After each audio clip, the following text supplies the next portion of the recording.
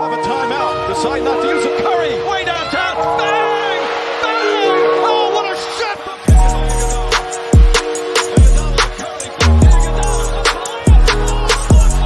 Artest looking, gets it to Bryant. Bryant dribbling, has to put it up for the buzzer. He banks it!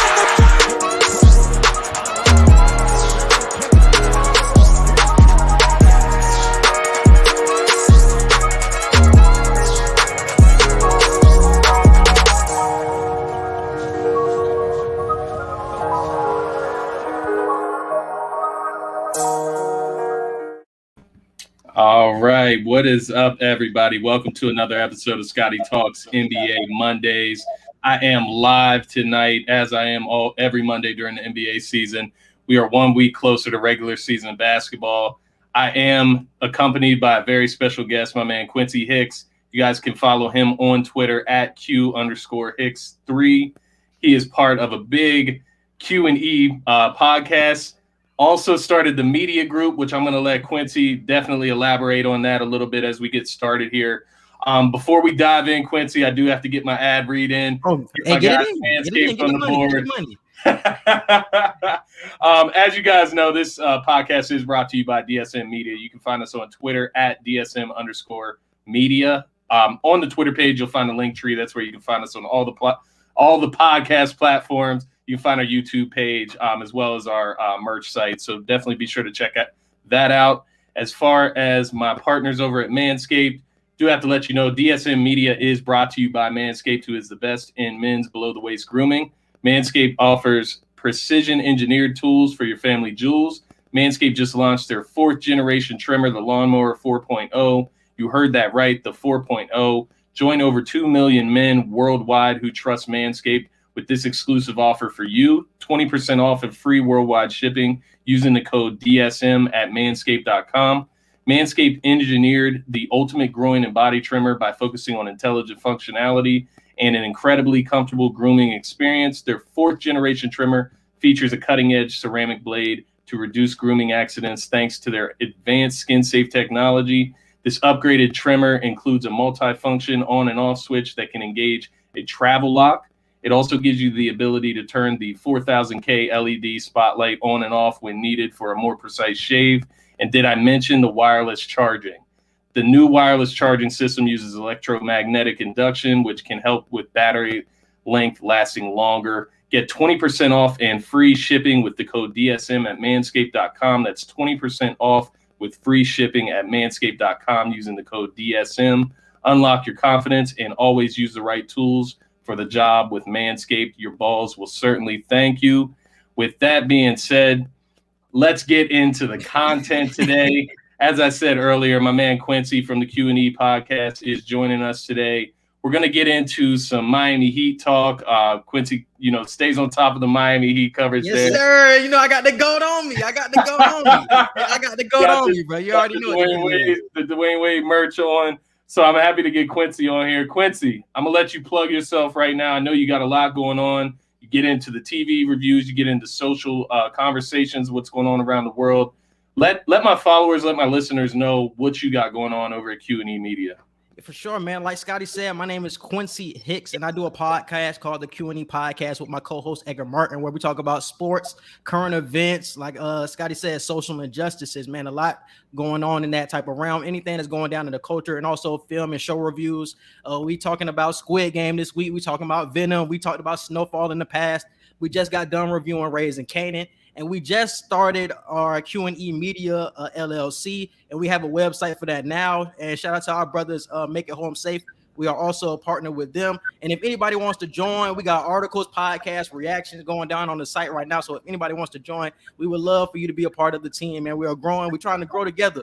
We're trying to get to the top like everybody is in this growing and rapid industry. So definitely be a part of that. So follow us on Instagram at QANDE Podcast and QANDE Media, and Twitter is QE Podcast 1 and QE Media for the media page. But yeah, appreciate you having me on though, bro. Definitely of course, man. Of course, we've been connecting from the jump. It feels like, as far as each of us kind of getting started, and I've gotten the chance to see you with Edgar over at the Q&E Pod. see y'all grow, see everything that you're branching out into. And of course, I love and respect what you're doing. So I'll definitely put you up on a pedestal any way I can, my man. For sure. So yeah, let's get into it. We're gonna talk some Miami Heat tonight. As my man Quincy, you can see he's very excited. He's ready to get to the NBA. I'm ready for the NBA regular season as well. You know, I got the Eagles hat on. We got a dub yesterday.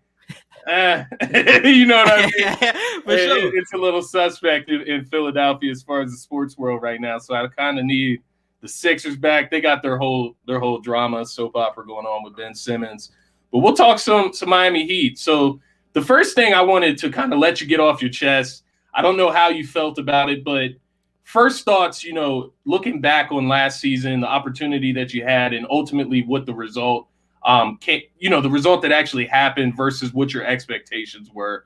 How are you feeling after last season going into this one?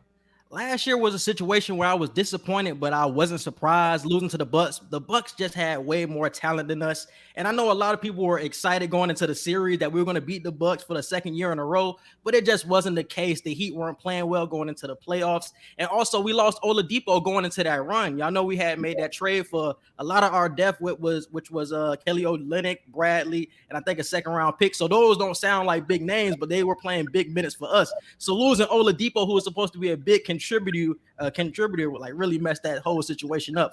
So when we get swept in the first round, like I can't be too surprised. Was I surprised that we got swept? Yes, but not really at the same time. Like the Bucks just look like a whole different team. Giannis was motivated. Drew Holiday, once he start hitting shots, there's nothing that you can do about the Bucks team. So I wasn't surprised, honestly, man, but I definitely was disappointed. Yeah, and I think you kind of hit it on the head there. Like the surprise wasn't maybe that you lost. Like obviously the Bucks ended up winning the NBA championship. So like you lost to the NBA champions. It's not that big of a deal. But it's just the fact that you got swept. I feel like that's what kind of got everybody, you know, caught off guard. And it was kind of after that first game, it kind of unrailed there as far as, you know, just keeping it competitive. But it seemed like the injuries, guys getting overused, overworked. You know, Jimmy Butler kind of dealt with injuries last season. So it was not as much of a surprise that you lost, but more of a surprise that you got swept and couldn't get a game in there. But did you see the post recently that were posted like this past week about how the finals 2 years ago was only a year ago, like last week? Or some type of statistic like that. Like, yeah, like 2 seasons ago, that finals was when we were in the finals against the Lakers. Like, so that was a big problem too. We didn't have any rest going into it. We only had like 60 days or something like that. So we were playing like the whole season, bro, like nonstop. Exactly. So that was a big issue, especially when your best players like run out of gas like that. Tyler Herro wasn't the same player that he was in that rookie season. We really seen everything unravel. So after that first game we played against the Bucks, where that game went down to the stretch, I felt like they came back in games 2 and 3. It was like we really can't match up against the team. Yeah, that you're supposed to have, no. But that felt like the inner dish, like we just don't have enough, bro. Like it's not working. It's not going to work right now. Like we can't push ourselves because like that was the thing. You hit it on the head. You had that extended playoff series against the Lakers into the NBA Finals, and then you coming back like a month later to start the NBA regular season. And you saw, you know, the Lakers dealt with their fair share of injuries as well, just to kind of prove that point even further. And even the Celtics in Denver. Yeah, Celtics in Denver as well, who were right there in the thick of it, you know, dealt with injuries down the stretch this season. And it was across the board, but, you know, just that condensed season in general is just kind of weird. The one thing that I'm looking at, you know, coming into this season, we'll get to Kyle Lowry because that's one of the obvious additions to the Miami Heat. But I thought, you know, adding a guy like PJ Tucker, who was part of that Milwaukee team that, you know, went and won the championship this year, he brings like a special kind of toughness. Obviously, he brings 3-and-D as well, but it's more his leadership and just that physical presence that he provides for a team. I thought that that's kind of what y'all were missing last year. Obviously, you still had like the guys like Jimmy Butler, Bam, these guys that are solid defensively, but you didn't have like that goon, right? Like a Jay Crowder from the year before. Exactly. Like that's what it seemed like Miami was missing this past season, just to kind of hold it all together. And I thought adding PJ Tucker to the mix there is just a perfect replacement. He fills that void. Obviously, he's not as great of a scorer, but he's still going to provide the same type of impact. He won't need to provide as much as a Jay Crowder once needed to. And that's been a problem for a long time, like that 4 position. Because, like you said, we have Jimmy, we have Bam, like we had guards, we had Robinson, we had Herro, but we've never really had a 4. Like in the past, we tried to get Marcus Morris's and other players to fill that. Even last season, we tried to get Bielitsa, but Bielitsa really isn't a stretch 4, and he's not really tough like that. So we really miss Jay Crowder, even though Jay Crowder isn't like a big name. He was somebody who was integral to that finals team. So losing him was a big deal. And it's funny because we signed Myers Leonard to a $10 million deal when he ended up getting traded for saying some racing shit during the middle of the season. So he got paid $10 million a year, and Jay Crowder got paid $10 million a year. So we signed Leonard over Jay Crowder. What are we doing here? I didn't understand it at all. Nah, that is not the move. And you mentioned Jay Crowder. He goes to Phoenix, and they go to the NBA Finals. Like, it just kind of shows you. But you also mentioned the Morris brothers, but the other Morris brother. You guys did pick up Markieff Morris, who – another guy that brings that toughness. He does bring a shooting, a scoring ability there as well.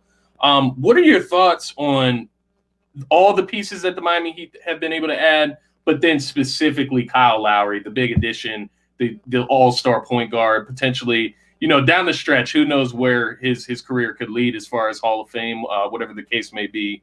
But a top-tier point guard in his own right in the NBA this day and age. What are your thoughts on that addition and then the overall additions across the board? Do you know why I'm most excited for Kyle Lowry? It's because Bam has not played with a real point guard his entire career. Yeah. Over his 3-4 year career, he's had Jimmy Butler as his point guard. He probably had, I think, D-Wade over a couple of years stretch. He had Dragic as well, but he's never had an elite level point guard until this year. So Bam has played de facto point guard for the Miami Heat ever since he really started to play real center minutes for us. So he doesn't have to have that on his shoulders anymore. He can just really catch lobs, shoot the little mid ranges, and really focus on scoring buckets. He doesn't have to worry about playmaking as much. And that's going to be big for his stats and also for his playmaking or for his all-star chances as well. He doesn't have to worry as much. And I think that's something to talk about with Jimmy Butler too. Jimmy Butler had to play de facto point guard a lot last year. He doesn't have to worry about that anymore. He can just focus on scoring. I think that was the problem for the Heat last year because I remember for a stretch, Jimmy was like in MVP talks because he was really being aggressive. But sometimes Jimmy can be ultra aggressive and then he'll just play like Draymond. He'll just try to get everybody else involved. But I think having somebody like Kyle Lowry, we can just tell Jimmy just score buckets, bro. That's all we need you to do is just score. Yeah. Bam, all we need you to score. We have a true facilitator now, somebody who can knock down shots, who most likely going to be in the Hall of Fame, the greatest Raptor of all time. Just let him handle the playmaking. Y'all can be secondary playmakers, but you guys don't have to focus on that as much. And I think that will enhance their games this season. And we already have Duncan Robinson, one of the best shooters. PJ Tucker from the corner. Hopefully he hits more than he did hit last year. As long as he's in that 33 to 35% range, I'm good. Yeah. But as long as he's in that range, I'm good. But we have one of the best starting fives, I think, in the league, especially defensively. But as long as everybody comes together, Jimmy is aggressive, Bam is aggressive, we're going to be great this year. Exciting team. Yeah, no. And I totally agree with you. Just on everything you said there, like, the biggest thing for Kyle Lowry for me in the Miami Heat, and when I'm looking at it, and don't get me wrong, as a Sixers fan, I wanted the Sixers to get Kyle Lowry. Like, it made too much sense. Same thing. We have never had a real point guard, which is a whole side conversation. We have never had a real point guard that on one end can facilitate, like you said, but then on the other end can shoot the damn basketball. So he can defend, bro. High level. Yeah, and he can defend. He's one of those guys that draws a lot of charges in the league. He's one of the best at that, if not the best. And the other thing that he brings to the Miami Heat that I'm just so intrigued for the Miami Heat is just his leadership. He's already been to the big dance. He's already won the big dance. Obviously, you got Pat Riley in the building. You got Eric Spoelstra. You got Udonis Haslem still there. But you did lose Dwayne Wade, who was kind of that catalyst that was there during those huge runs with LeBron, with Shaq down the stretch.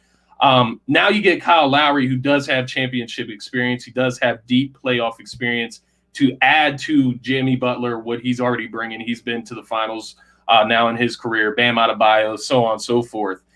But just that effect that can have on everybody else. And the other thing that I love about it is just the effect that it can have on Tyler Herro, giving him somebody who is kind of a polar opposite as far as what their strengths are, right? Like, obviously, they both can shoot, they both can play make, they can handle the ball. But Kyle Lowry brings a physicality to the game. He brings a toughness, a defensive mind to it, and a true point guard sense to it. Not saying you want to convert Tyler Herro to a point guard, but just giving him more flexibility, more experience to pass on to him, right? Like, create a tougher player. He gives him more people to learn from. So I guess that – and that was one of our problems last year. Like, I feel like we would have had a better season if Herro was really on his A game, but we tried to start the season off last year with Tyler playing the point. Tyler is not a point. He's never been a point in his entire career, but we tried to convert him to a point because he had a good playoff run, but it's just really not his game. But I think in this 6-man role, like, we don't have Dragic anymore. So the second unit is going to be his. Like, bro, you can play make and you can do what you do best and just score whenever you want to, bro. Just get your buckets. And that's why I look at Herro so highly this year, because even though he has improved and he looks way more comfortable on the court, he just way more free at the same time. He doesn't have to look for anybody else for shots. Like, I know I'm the guy now. On this second unit, I'm going to get my shots. I know I'm going to get my shots. And that's why he looked so good earlier in this preseason. And that's why I have him in my 6-man of the year conversation right now. Him and Jordan Poole are probably my top 2 right now, especially looking at early preseason. Yeah, no. And I love those picks. You look at Herro last year, as much as it was talked about that he struggled, he still averaged 15 points per game, and 5 and rebounds. That tells you a lot about how good you know what he I mean? Three assists, 3.5 assists a game. So if those are like his basement numbers, that's not a terrible thing in reality. He's still going to be a great player. I've never been on like the Herro hate train. I don't understand it. I guess the next question kind of feeding off of that. So you think that Tyler Herro is going to be the 6th man? Who is your starting lineup for this squad? Because it's something that has been kind of talked about. I haven't caught the preseason games, so maybe that gives a hint at who they're looking at. In your eyes, who would you start if you're the Miami Heat? Lowry, Duncan Robinson, Jimmy Butler, PJ Tucker, Bam Adebayo, definitely my 5. Defensively, that's going to be your best 5. I know a lot of people want Oladipo to come back and take Robinson out of that lineup so it can be like an elite defensive. But I want Duncan Robinson in my lineup. I don't care how much of a liability he is. He's the best shooter, and that's definitely going to spread out everybody on the offensive side of the ball. So definitely that lineup. Got you. So that makes a ton of sense. And then Tyler Herro and Victor Oladipo off the bench. You did lose guys. Go ahead. Okay. Yeah, I was going to say, I don't know how much I'm trusting Victor this season. Like, I know a lot of people are, in the Heat fan base at least, are banking on Oladipo to get back to, like, the form that we've seen with the Thunder, whatever he was before the Pacer days. But I think Oladipo high-key cooked, man, after all these injuries over the past 3 years. Like, how – I think it would be just unrealistic to say that he'll give you more than role player production. I don't know how much he's going to give you. Even when he played last year for the Heat, something just didn't look right. He just didn't fit with the team. So maybe something will be different when he comes off the bench with Herro. Maybe something will be different. But I think after all these injuries, they're kind of adding up because he's not even the same athletic beast that he used to be. He defend.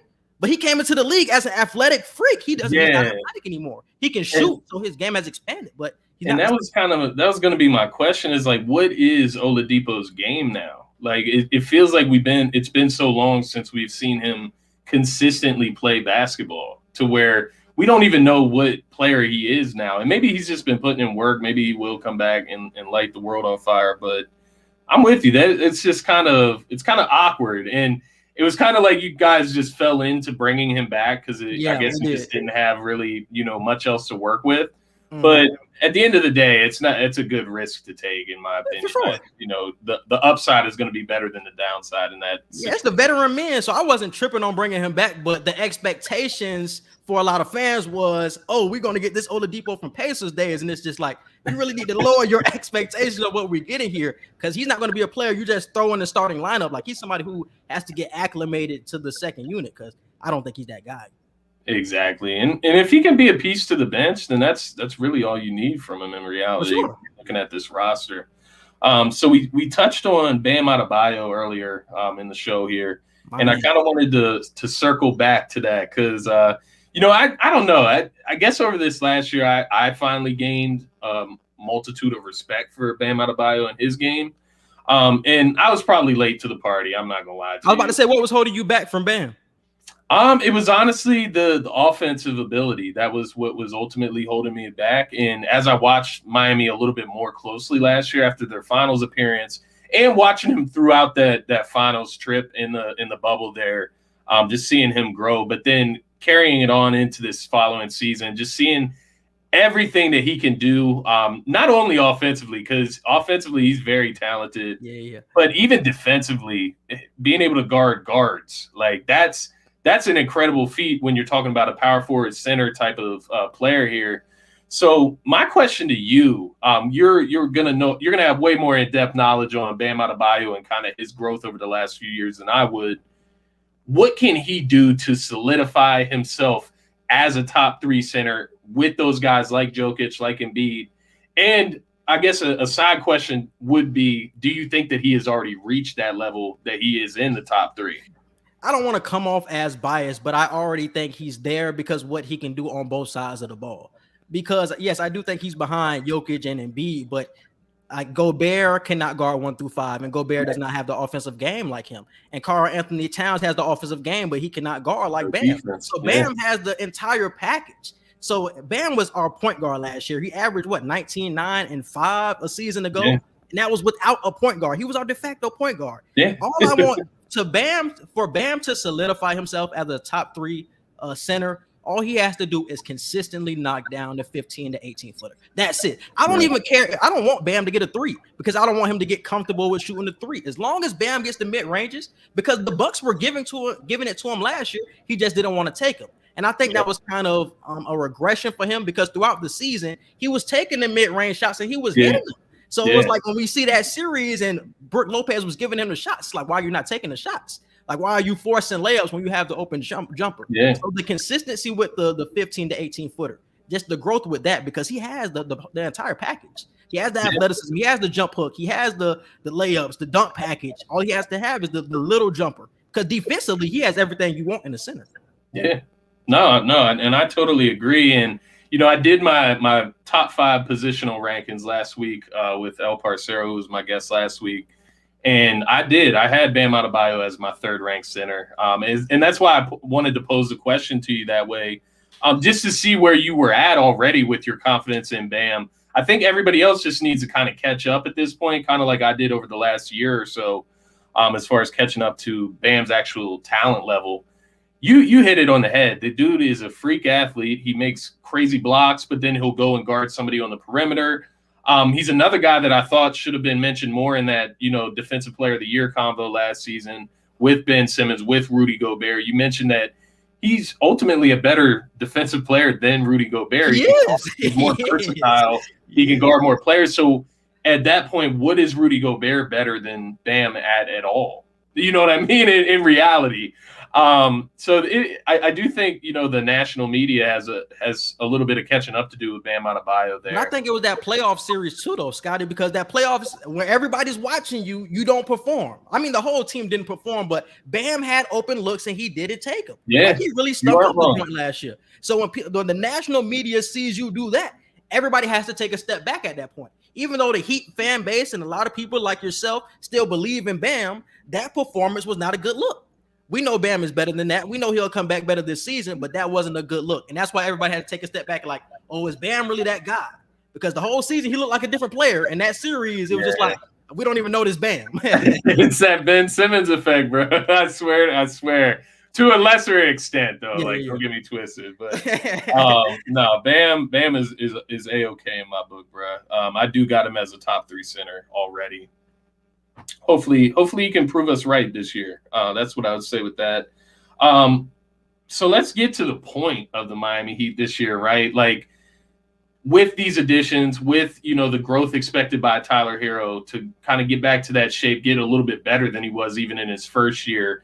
Bam Adebayo to kind of instill that consistent gameplay throughout the playoffs, throughout the entire season. Are the Miami Heat real contenders? Do you think that they're up there with the Brooklyn Nets, the Milwaukee Bucks, the LA Lakers, down the line of contenders in the world here? Do you think the Miami Heat can compete with those teams for a title? And then my other question would be, what is one concern that you have going into this season with the Miami Heat, just as far as what could happen and how this could play out? And this is why I rank the Heat a little bit lower than a lot of people would, because I have them ranked probably 4th or 5th in my Eastern Conference right now, because I think they will be better toward the end of the season than they will at the beginning of the season. I think they will have things to work out, and the biggest concern will be the lack of depth. After Tyler Herro, we have Max Strus, who is a developmental player right now. And then you have Dedmon. Like, after those 8 players are starting 5, and then those 3, it's a lot of question marks. You said Markieff Morris. I don't know how much I trust Markieff Morris. Yeah. He's a tough player, but his shot hasn't really been hitting in a long time. Yeah. And then after Markieff Morris, it's a lot of development. Like, we have Marcus Garrett, who we picked up on a 2-way. We have Omar Yurtseven. But after those players, it's like, who are we really having? So we have a tight 8-man rotation. So that will be kind of a question mark throughout the season. Will be the Miami Heat depth. But I do think the buyout market will be our best friend. Being that the Brooklyn Nets have all of their 15 roster spots taken up, and they have a loaded squad. They don't need to pick up nobody else. Nets don't need to pick up nobody else. They have enough. And the Lakers, they have enough as well. I think they got all their 15. We will most likely be the destination, a team that can contend with those teams and will be right there at the finish line. I think Miami Heat will be the destination. So we have an 8-man rotation right now, a tight one, but I think we will add. I don't know who those players will be, but I do think we will add. And so I don't think this will be the same team we're seeing right now. Yeah, no, and that's a great point. I was going to point that out as well. You know, you're saying you got an 8 solidified, rotation right now. Once the trade deadline comes around, you're going to have more options there. You're going to see players that you didn't really expect to be available. Exactly. And you saw it last year with guys like LaMarcus Aldridge, Blake Griffin, those type of guys. So they will be feeding right in. I'm actually jealous as a Philadelphia market and a Philadelphia fan. The Miami, the LAs, even the New Yorks, they are just all ahead of us. And I swear all those players get flooded to those 3 teams, those 3 or 4 teams in those cities. So you do believe the Heat can be contenders. I do believe as well. I think I'm with you. I do have the Heat to be, transparent. I have them as the 3rd seed right now. It could change. I was kind of battling on that. I was like 3rd to 5. Like, I don't know which one I really see. The 3rd to 5 is kind of scrambled. Now, I don't know who you have in your 3rd to 5 just yet. We're going to get to that next. But the 3 to 5 gets really scrambled in there, and it's hard to choose because you're looking at some teams that are just unfinished products as well. So that's the other side of it. But yeah, I do think the Heat, as far as the experience they're bringing, you add Kyle Lowry to a core of Bam and Jimmy, and then you mix in guys like Duncan, Tyler Herro that can just shoot the ball, space the floor. It's going to be an interesting season for the Miami Heat. So I'll definitely keep my eye on you guys throughout the season, and definitely put you right up there in the contenders mark. So let's get to the Eastern Conference. We got some rankings to go through. We're just going to go through each team that you think is going to make the Eastern Conference playoff bracket here. And the interesting thing about the East, as I was going through this last week, is that it feels like the East is not that underdog anymore. I feel like they got some quality talent, quality young talent in the East for sure. That is really growing and sprouting out right now. So I'm going to go ahead and read you my 8 before we'll kind of go through yours individually. So for my top 8 in the Eastern Conference, I got the Brooklyn Nets, number 1, Milwaukee Bucks, number 2, Miami Heat, number 3. I do have the 76ers, number 4. Me too. That's with a huge question mark, though. It's with a huge question mark because I'm not sleeping on Atlanta. And Atlanta's my number 5 there. Boston Celtics at number 6 for me. This is where it kind of gets scrambled for me, honestly, at the 7 through 10. So I have the Indiana Pacers in there at 7. And then I do have the New York Knicks at number 8. Been kind of switching back and forth between putting Chicago at that 8 seed. But either way, if it played out this way, they would meet in the play-in tournament anyways. That being said, do you want to go through yours maybe 8 to 1, or you want to go 1 to 8? Oh, yeah. Because I have basically the same list as yours, man. I have the Nets, Bucks. I honestly had the Heat at 3, man, but I've been switching all day between Yes. Sixers and Heat. It's honestly, like you said, it's the question mark with the Sixers. Is Ben Simmons going to come back? Because I honestly don't think Ben Simmons is coming back. I heard reports earlier today that they're trying to work something out, but I don't think that's an actual return that they're talking about. I think it's him just trying to get his money so he doesn't lose any money type of thing. I still think they're trying to work out on a trade. So I have the Nets, Bucks, Heat, Sixers with Simmons, but I have the Hawks at 5. I have the Bulls at 6. I'm really impressed with the Bulls early in the preseason. I know it's preseason, but I like their style of play right now. I have the Celtics at 7, the Knicks at 8, and I have the Hornets and the Wizards at 9 and 10. Interesting. So you moved the Pacers all the way out of there. And I can't blame you because I think one of the teams that I was sleeping on, and I really think it was because I forgot about Spencer Dinwiddie, but the Washington Wizards, they actually stacked up some talent there. They were very one-dimensional last season when the Sixers specifically played them in the playoffs. It's like once you shut down Bradley Beal, they fall apart. Like it's kind of ridiculous. But Spencer Dinwiddie is slept on. It'll be interesting to see how he comes back from the injury, but my guess is that he's going to come back and still be a superstar. I really think Kuz is going to have a good year as well. I was sleeping on that as well. Going to have a good year this year. I think that Lakers trade in the moment, it was just like, the Wizards ain't get enough for us. But I think they got a lot of good pieces with Montrezl Harrell. You got Kuzma. I forgot who else was in that deal, but they got some core pieces that you can actually work with and can get you around that play-in or playoff range. So I wouldn't be surprised at all. Yeah, and you talk about you're adding those guys to guys like, Bertrand and Rui Hachimura, who actually really stepped up in the playoffs last season. I was actually really surprised but happy to see that from him. We mentioned the Atlanta Hawks, and that's kind of a team that I wanted to talk with you about. Obviously, I have some sore spots from the Atlanta Hawks myself, getting knocked out in the playoffs, but ultimately it just created greater respect for that team and what they're doing there. And the crazy thing about the Atlanta Hawks in their run last year was that they did not have DeAndre Hunter. They did not have Cam Reddish for the most part. He came back later in the playoffs just for one series, I feel like. And then you had the growth of guys like Kevin Huerter, Bogdanovich. I mean, that dude was killing us as well. But Kevin Huerter specifically was murdering the Sixers. I don't know. that shit was crazy. I don't know what happened in that series, bro. But like we had nothing for that man. Do they still got Danilo Gallinari? I think they. Yep, they still got Gallinari. Yeah. So he's another tough one, and then of course Capella. That screen and roll with Trae Young and Clint Capella. We'll see how the foul rule changes. I was just about to ask you about that. How do you think that will affect Trae? If he's as great as we think he is, then he'll be able to adjust. He'll be able to, kind of stop playing without that. Because a lot of the times, honestly, bro, I think that he could make some of those shots if he didn't even try to jump back into somebody. Like if he just goes straight up for the shot, I think he would make a lot more of them as well. But it's going to be interesting because without that rule, it is literally unstoppable. When he's coming around that screen, if he just stops and you run into him, it's literally unstoppable. And then you have Clint Capella, a high-flying center, just dive into the rim. And then on top of it, John Collins, guys like that. So that shit, they got a young squad. Bro, they got a squad, bro. They got. And this is what I want to say about the young teams in the Eastern Conference, because the Hornets kind of surprised us last year earlier in the season before the LaMelo Ball injury. They were like 4th, 5th seed in the East. They were really looking good. And the Knicks as well. Knicks ended up getting the 5th seed. I think for those young teams, we're going to see like a more so a regression to like what they really are. Y'all still are young teams at the end of the day. Y'all still got to grow. Yeah. And all of these older teams are more healthy this year and ready to go after the short and off season. So I think it's going to be a regression for those two. But for the Hawks, I think they're still going to be in that conversation, that upper echelon conversation. Like they have the talent to be up there. They have one of the best coaches in the NBA with Nate McMillan. Yeah. Other than that foul change, I don't know what else is stopping this team. I honestly don't, because I really want to see how it affects Trae. Like, is he really going to get frustrated? Because if he gets frustrated, like he's the engine to the machine. So if the engine is messed up, how does that affect everybody else on the court? So I want to see how he reacts to it early in the season to the no foul calls.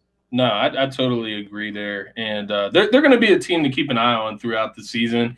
I think, now they kind of got, like, I won't say a target on their back because they're not the Nets or the Bucks. We're not surprised with them, though. Yeah, you're not going to be surprised by the Hawks anymore. They started out real slow last year, made the coaching change, and turned into one, if not the best team throughout the rest of the regular season there.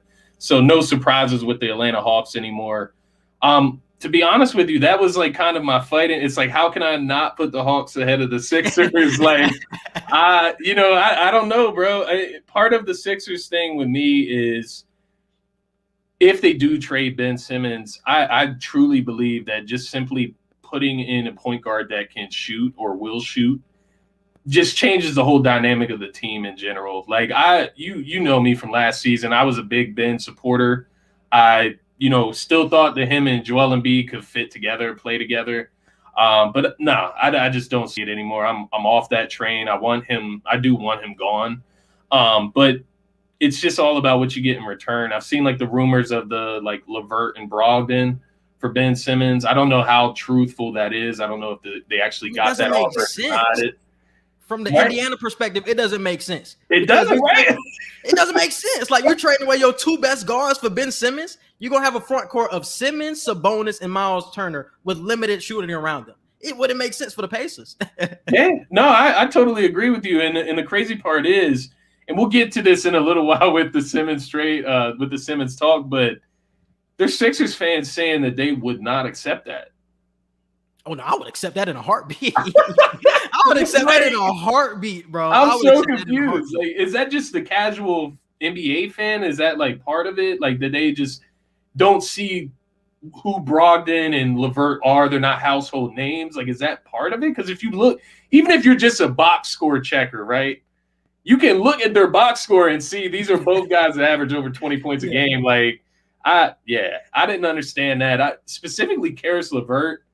If we could bring this dude in, oh my God! Like, if they could just get Karis LeVert, they'll be fine. Honestly, because I'm somebody who's high on Karis LeVert, man. From his Brooklyn Nets days, from Michigan days, I've been high on Karis LeVert. So I was happy when he actually got out of the Nets where he could actually have his own team. But if he was to get with the Sixers, oh boy, it's gonna be some trouble for the league because you have an actual guard to run alongside Joel Embiid now. And you still got Seth Curry, and you still got Tobias Harris, and you still got Tyrese Maxey. Like, now they become a real problem. And I'm not even talking about Brogdon. Yeah, you know what I'm saying? I know. I think those two players are right there. They're not all-stars, but they're the tier like underneath it. Like that 30 to 35 range best players in the league. I have them that high. Like Brogdon was in the conversation to be an all-star last season. Yeah. And we just seeing how good he is. I think Karis LeVert is in that conversation. I think both of them guys are great, man. Yeah, which is, to that point, that's kind of why I have the Indiana Pacers where they are at right now. I think with those, the biggest thing with the Indiana Pacers is health. You need both of those guys to stay healthy. You need TJ Warren to stay healthy, and then you got Sabonis. You need Miles Turner to stay healthy. But when I'm looking at that starting five, like, that's a very good starting five when you're talking about Malcolm Brogdon, Karis LeVert, TJ Warren, Sabonis, Miles Turner, all guys that complement themselves well. Sabonis is one of the more slept-on power forwards in the league, and great playmaker at that position as well. So that's why I kind of got the Indiana Pacers where they are. But to your point, it's health. That's the biggest thing here. And the East is not – it's not like this walk in the park anymore. Exactly. I think that's part of the problem as well. Because you mentioned like the Hornets, LaMelo Ball, a full season, a full off season with this squad. They added some guys to the mix, but you still have Terry Rozier, Gordon Hayward coming back. You have PJ Washington, guys like that, Miles Bridges, who took some steps last year. Mm-hmm. So they're another young team that, I know I don't have them in my top 8, but they would definitely be in my play-in and potentially knock one of these teams out. But it's all about how far can LaMelo grow?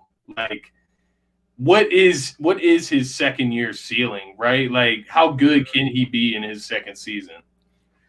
Can it get any better? Like, even from the three-point line, and a lot of people said that was his weakness. He shot well from the three-point line as well.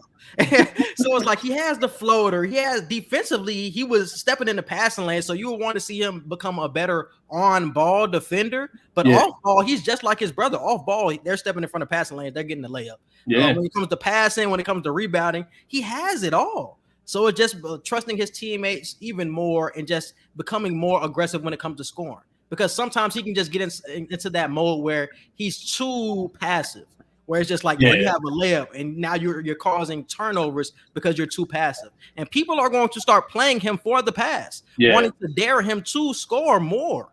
So I think that's going to be the challenge this year. They're going to play you for the pass. You got to be more aggressive when it comes to scoring. Yeah, he's going to kind of have to fit that mold and, just mold into a better scorer, just more confident. That's what it comes down to at the end of the day when it's scoring with his ability, because it's not like he can't score. We can see that he can score. He's just got to turn it on. The last team I wanted to kind of ask you about, I know you mentioned the Chicago Bulls.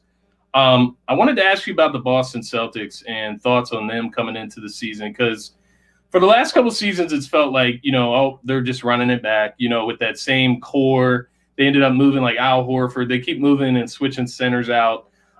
They brought Al Horford back in. They got Kemba Walker out of there.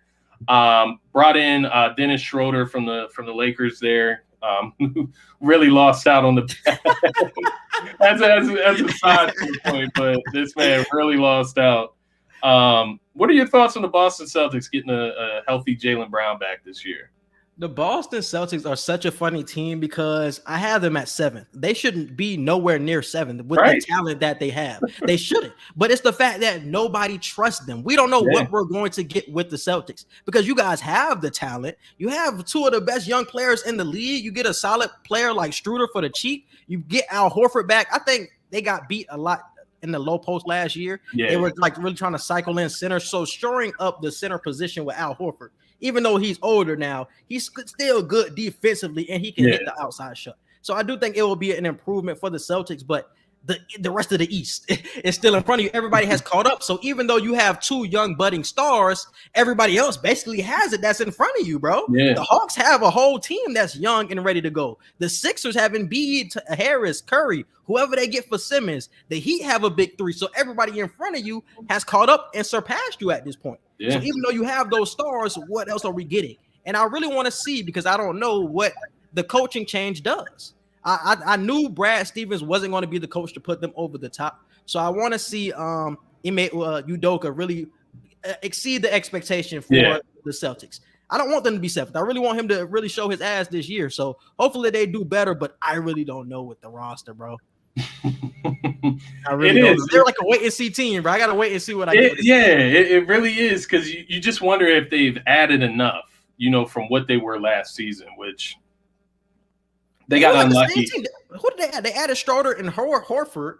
That was really it, wasn't it? They had Fournier last year. They lost Fournier. They lost Tease. They lost. Yep, they did. I think they had Tristan Thompson last year. Is he still there? Oh no, I think he went to the Kings. Yeah, I'm pretty sure he left. So, I mean, those aren't huge losses, but it's also not huge additions either. I guess if Dennis Schroeder can really play to his potential, that's going to be a key for them. Just keeping that offense open. But Jason Tatum and Jaylen Brown should be able to get them to the playoffs themselves. So that's the problem, right? The rest of the roster needs to raise them up the rankings. But what do you say, as far as the East?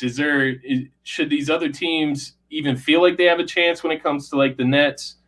Or do you think it's a lot more open than, say, it felt like it was last year? I mean, it ultimately was a lot more open last year than what we expected. True. But it really depends on Kyrie.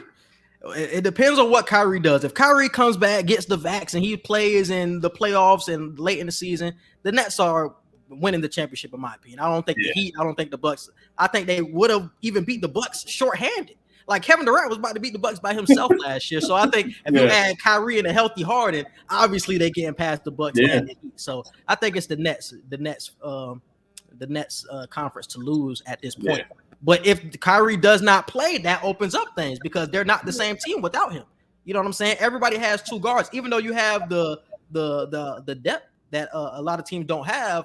Now we're kind of matching up with you at that point. Now I'm actually giving the edge to the Heat or to the Bucks if you don't have Kyrie Irving. That's somebody who can hit the clutch shot, who's going to give the buckets consistently throughout the game. And he's somebody who's been there before. He's a finals performer. Could have been finals MVP in one season. So So yeah, and that's the thing, because you kind of hit on it there, is like with Kyrie Irving available, it allows you to take a little bit of stress off of Kevin Durant, right? Like he was ran into the dirt going head to head with Giannis, and Giannis was too. It's not, that's not a secret, but you just had Chris Middleton and those other guys there to kind of feed in Drew Holidays of the world.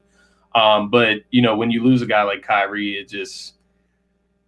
And on top of it, James Harden was beat up too. He wasn't himself. So that's like the part of me that's like, we say it now, but like if Kyrie is just out the whole season and James Harden and Kevin Durant are just playing together with this squad the whole season, they probably still would be. I was about to say they still most likely will win it. They're that talented. They're that talented. I'm not even gonna lie to you, but it's closer, obviously, without Kyrie Irving, but they still probably would win. Because most of the time when Harden and KD played together, they were still unstoppable. And you add even more depth to the team. Like you got Patty Mills now, Paul Millsap, Marcus Aldridge, Blake Griffin. Like these are older vets, but people that you didn't have a season ago. And they got Cam Thomas. Cam Thomas is a true bucket getter. So we saying they're not gonna have Kyrie, and Kyrie is a bucket. But Cam Thomas can get buckets. He can jump right in. They added a lot this offseason, man. Even with outside of the 3 stars, they added a lot. It's crazy because it did. Once free agency hit, it felt like everybody was going to the Lakers or the Nets, and then even the Heat was in like that third tier for a little bit there. And I was just like, yo, how the hell do these teams like? And it's like all these minimum contracts, all the people are taking pay cuts. So my biggest thing was just like, how the hell are these teams affording this? Because I'm being told with every signing that goes by, the Sixers don't have enough money. Like that's what everybody's telling me. But no, we saw how it plays out. So we got the Eastern Conference covered. Obviously, the Heat are going to be in the mix there. We got that covered. I want to say something about the Bulls too, though, bro. I want to say something about the Bulls. Yeah, definitely. I want to say something about the Bulls because the Bulls got me excited. Like I said, it's preseason, but I am excited to see their quote unquote depth lineup, which will be, I think, Lonzo Ball, Caruso, LaVine, DeRozan, and Patrick Williams. I think that would be their death lineup that they can run out there and they can really match up with teams. We've seen Patrick Williams really improve himself during the summer league. He's hitting threes. He's really becoming a shot creator, and we already know what he can do on the defensive side of the ball. He's 6'8", 6'9". He can guard 1 through 5. You have DeRozan, who's a playmaker and scorer. You have LaVine, who's a straight scorer, and then you have the two guards that are going to be the key to that death lineup because they're defensively. Defensively, Lonzo Ball and Caruso can really dig into you. So I'm really excited to see what the Bulls become. I have them at 6 right now, but I wouldn't be surprised in the slightest if they got up to 4 because of the talent that they have on the team. You got Vucevic, you got Kobe White. It was somebody else I seen earlier today that they had ended up picking up. Derrick Jones Jr., solid role player. So they have players that they can really move forward with this team, man. So I wouldn't be surprised in the slightest if they got up to the 4th seed. I guess, you're not wrong. I guess for me with the Chicago Bulls, the biggest thing is just waiting and seeing, seeing it in the regular season, which even the regular season doesn't give you the true picture, but it gives you a little bit of a better idea. It comes down to how it meshes together, the coaching. Exactly. It is clunky. That's where it comes down. That's what it comes down to for me, is just making it all match, because there's teams out there like the Toronto Raptors, for instance, where I don't think they should make the playoffs, but with their coaching and their structure in that organization, the way their ability to grow talent and develop talent, they're another team that just could be in the mix there because Nick Nurse sets them up for success. They have a Pascal Siakam. They did pick up a Dragic in that trade. Picked up Precious, who added some depth there. You got OG Anunoby there, who's turning into I'm trying not to kind of overhype him, but he's turning into that all-star level type of player, and you could see that type of growth from him in a season without Kyle Lowry there. Still got Fred VanVleet. So I'm looking at just teams like that specifically that kind of have that stability, and then I'm looking at the Bulls. I'm like, can they build that? And they do have the veteran experience there. You mentioned guys like Caruso, even Lonzo Ball, who had time to play with LeBron James, and we saw them get groomed by him.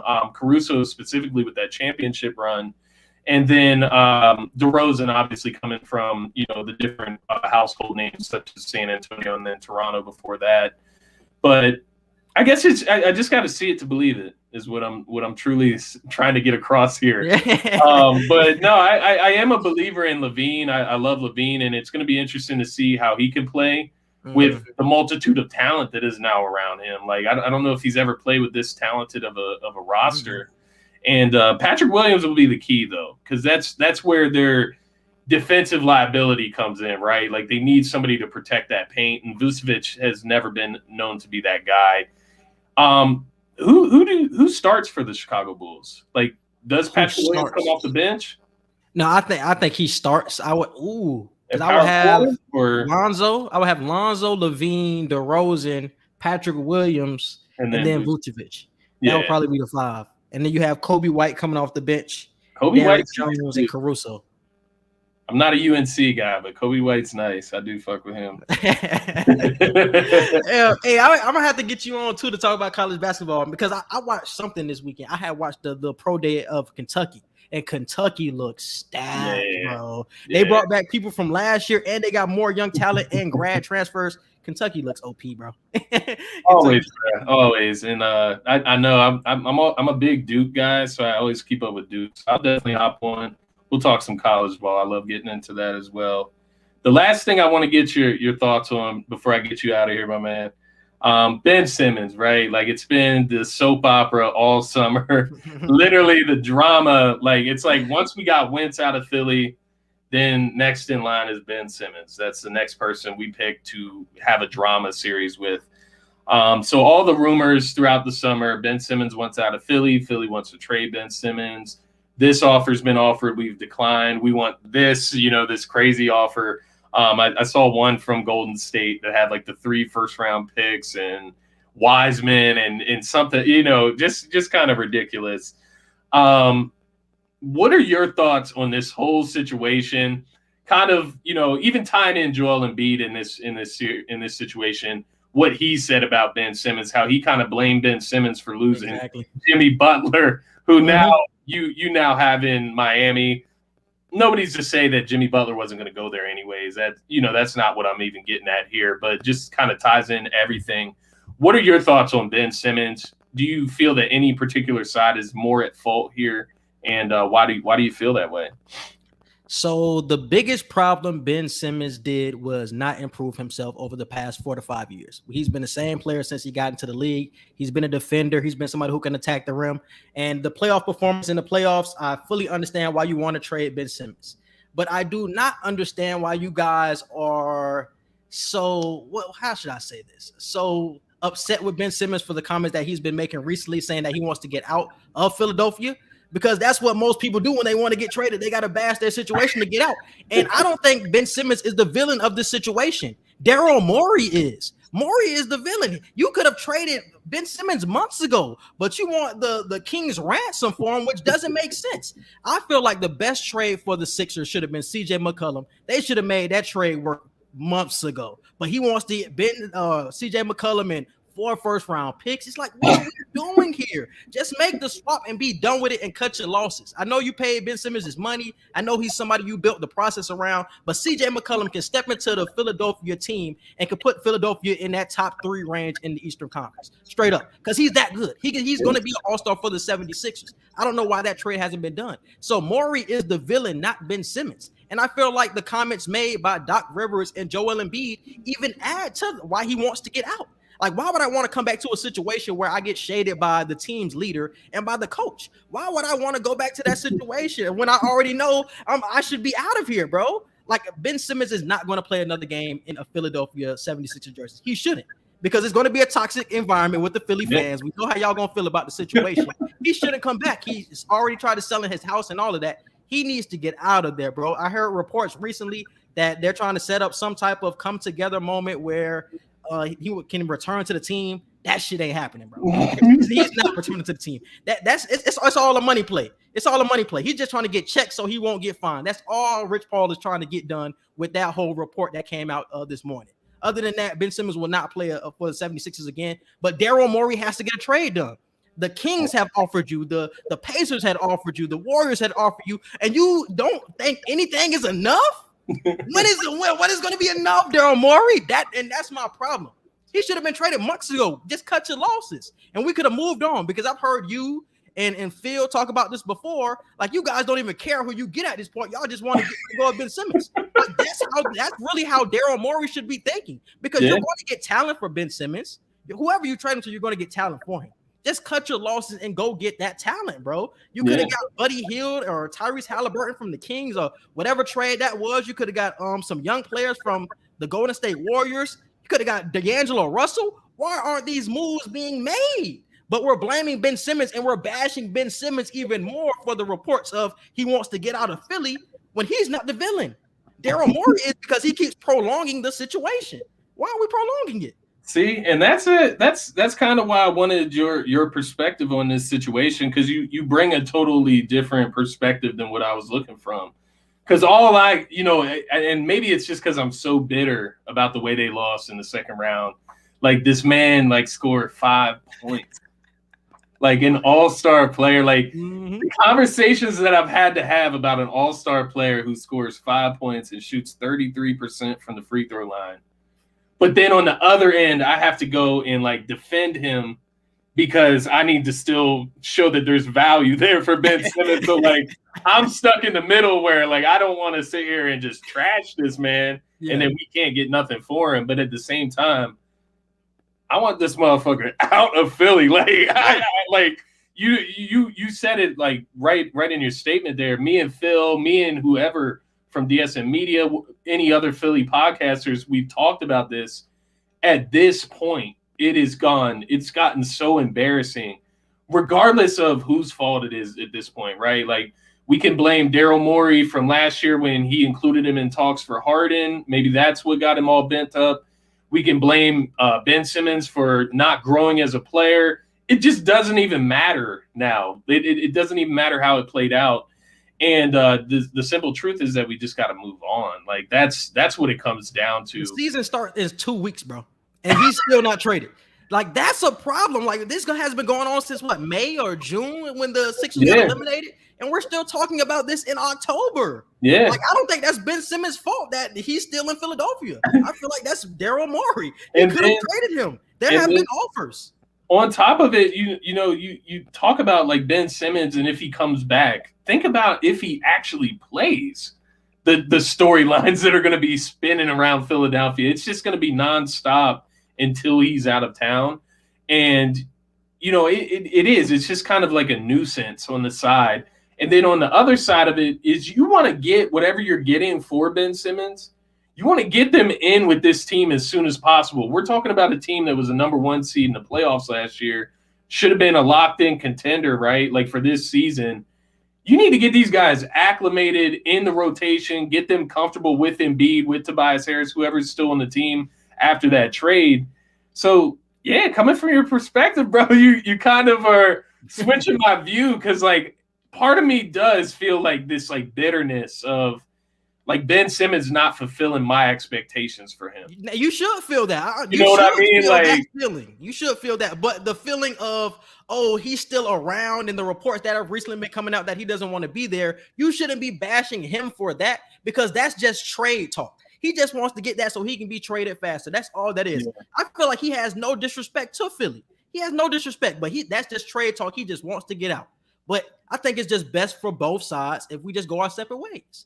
Because like you said, he hasn't improved. That's Ben Simmons' fault that he has not improved over the years. That's not Philly fans. That's not Daryl Morey. That is his fault that has not improved. But we could have cut our losses months ago with Ben Simmons, and we could have already got him out of town, but we're still dealing with it. It doesn't make sense. Guys, and I'm glad that you could come on here and say this, because CJ McCollum is a guy who has been kind of shit on by the Philly fans. We were so dead set on Damian Lillard, Bradley Beal. These guys aren't moving. They're not moving. Not at all. You know what I mean?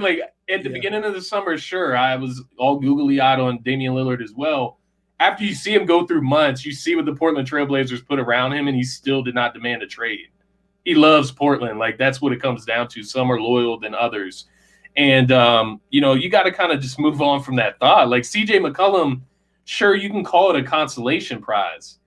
But he's still a really good player. Like He's an all-star. He would have been an all-star last year. Yeah, and people are shitting on him. You know, you'll go out, you'll shit on Ben Simmons, the whole conundrum of the situation, but then you'll say you won't trade him for a D'Angelo Russell who comes in, makes an immediate impact, positive effect. So it's a big mess. It's a big ass. And that has really been my problem over the 5 months that we've been talking about Ben Simmons, because I see you retweet everything about how you feel about the Ben Simmons situation. And it's like, it just doesn't make sense, bro. Like the people that you're trying to go for and the people that you guys do not want, it just does not make sense. CJ McCollum is right there. You guys do not even understand how much he'll help your team, bro. You don't even understand how much he'll help your team. Yeah. CJ McCollum, D'Angelo Russell. Come on, bro. The thing about CJ McCollum, too, is like, I have history with this man from Lehigh. Like, this man eliminated Duke in the NCAA tournament. Like, I know this man is a killer. I know that he can be a number one guard. Like, he's lived in, and I hate to say it that way, but he's lived in Dame's shadow for most of his career right now. So people got to stop sleeping on that. The last thing I'm going to ask you, Quincy, and then I'm going to get you out of here, my man. If Ben Simmons is traded, where do you feel like is the best opportunity for him to kind of grow as a player and develop into what we kind of have expected from him? What would be the best opportunity if there's any? I'm going to surprise you with this one, Scotty. I think Minnesota is the best place for him. But the thing about Minnesota, it's Minnesota. That's really the problem. But the talent surrounding him in Minnesota is why I really picked that situation, because you have a stretch big in Karl Anthony Towns who really doesn't want to be in the paint. You have Anthony Edwards. You have some other young pieces that you can really grow with in Minnesota, and you're going to continue to add young pieces to that team. I think Minnesota is really the place. I've heard Golden State, but I really don't like his fit with Draymond. Him and Draymond, I don't like them on the court at the same time. I wouldn't be opposed to the Trailblazers. Like I said, these are the Timberwolves or the Trailblazers. Those are the two in my mind that he has to get traded to. So if it's CJ McCollum and a couple of first or a first, that needs to happen, and D'Angelo Russell and whoever to get it working with the Timberwolves, that trade. Because you probably can get Patrick Beverly in that trade too, a dog and Patrick Beverly. So it's the Timberwolves or the Blazers. Yeah, and I kind of agree with you just in a sense in general, like a small market team. Like, I don't think that Ben should go to like a Lakers. Like, and it's not really possible, I know that.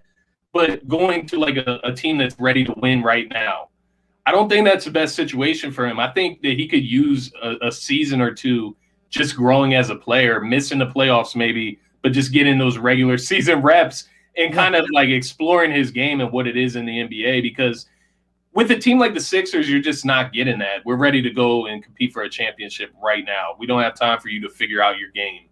That's why I even thought, like, OKC, send him out there in the middle of nowhere. Like, let this man work on his game. Because I'm high on Ben Simmons, man. It's all mental. Honestly, I think it's all mental. Because a lot of people say he can't be a first option, and it's just like, something in me still says he can be a number two at least, bro. Yeah. At least a number two on a good team. Like what we've seen with the Sixers, I don't know if the Sixers have been holding him back or they haven't pushed him enough. I don't know what's there, or he hasn't pushed himself enough. I don't know what has been there that he hasn't improved his game at all. Because we see in all of these highlights, he's shooting jumpers, and come the season, he never shoots. Like, it never makes sense to me, bro. So maybe when he plays with Dame can pull something out of him that the Sixers organization just hasn't. Maybe they just babied him too much. Maybe somebody with the Timberwolves or somebody with the Sacramento Kings or the Golden State. I don't know. Maybe they could pull something out of him that wasn't pulled out of him in Philadelphia. And that's what's crazy about the whole situation is because most great NBA players, you're not even talking about this. Like, who's going to pull it? You know, having to pull something out of a great player. It's crazy. You know? It shouldn't work like that, but this is where we are.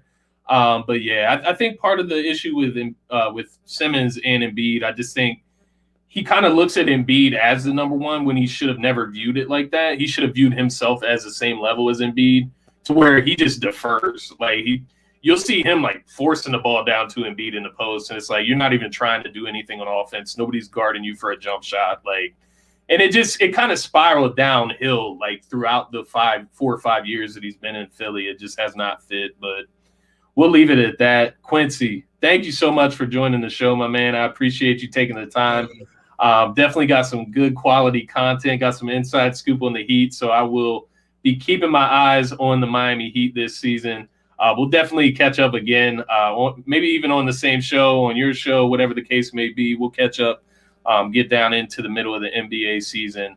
But before I let you go, if you want to just go ahead, plug your Q&E podcast, Q&E media, plug it all again for my listeners, my followers, let them know where you're at. Man, appreciate you having me on, though. This is a fun conversation. I'm glad the season going to come back. I'm probably going to have you on. We're going to talk about preseason predictions like we did last year. So we're going to do the same thing. It's a similar type of thing from last year. But Q&E podcast. So QANDE podcast on Instagram, QE podcast 1 on Twitter. And for Q&E media is QANDE media and QE media on Twitter. Y'all follow us. Y'all support. We got the website going out with Q&E media. Like I said before, we talk about sports, entertainment, current events. We're starting to get into more personal, introspective stuff. I had somebody who wrote about vulnerability in an article this past week, trying to get more introspective, talk about mental health. That's becoming a more broad topic. So we tapping into all that, man. So definitely get involved in the website. The website is QANDEmedia.com. That's QANDEmedia.com. Scotty, appreciate you having me on, my brother.